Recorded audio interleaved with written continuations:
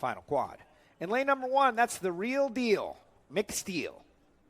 Nitro-injected funny car. Sponsored by New York Life. They're out here on the property hanging out with Mick. And yes, of course, life insurance and insurance of all kinds, but also financial planning. They do it all. They've got a clientele, a lot of racers. Mick has been working on that injected nitro program for a couple of years, and as the cars have been getting more dialed in, NHRA has been working to achieve parity and lowering the nitro percentage. There's a lot of stories on there, pro and con, as they try to get things as equal as they possibly can, like the dragsters have been for many years. You got to give credit to Mick Steele. He's been out here trying to figure it all out. And one thing is, it's not just you lowered the nitro percentage and everything works. Like, all right, we had 92%, now let's go down to 91%. Everything's the same. It requires a lot of changing and adjusting. And Mick Steele has been kind of riding that wave.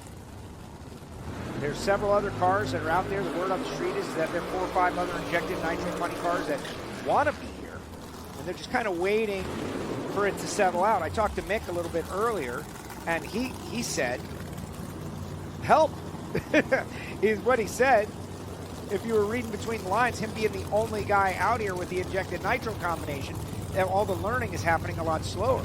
If there were some more cars out here kind of dealing with the factoring and the parity adjustments that NHRA is trying to make them equal, and one can agree or disagree with how aggressive they're being, of course. But when one car is doing it, it makes it a lot slower process. That having been said, Mick hasn't been down the racetrack yet, 15 seconds and 14 seconds. In the hot, humid conditions, they struggle. If it's cool and crisp or cooler than it is now, they can run well. They ran well at Indy. Sean Bellemere, the number 1 qualifier, he is fighting for a world championship. They ran an injected nitro car at the start of the season. They parked it because they didn't want to go through all that R&D. They want to win their 5th world championship. They're the current number 1 qualifier, ran 5:48 down the track both times. Bob McCosh, number 5 qualifier, he's in lane 3, and Phil Ez, number 2 qualifier, lane 4.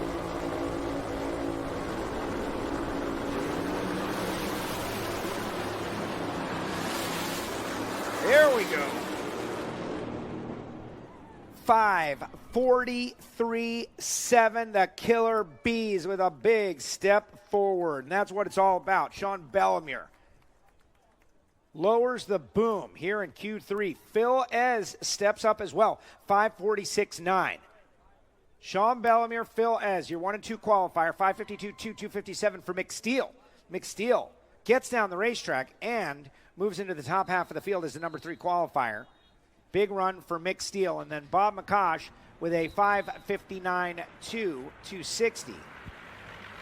His best run of the weekend so far, going to put him 6th. So in that session, you've got yourself everybody stepping up. Sean Bellemere leads the way. Bellemere, Ez, Mick Steele, Brian Haug. That quickest in the session.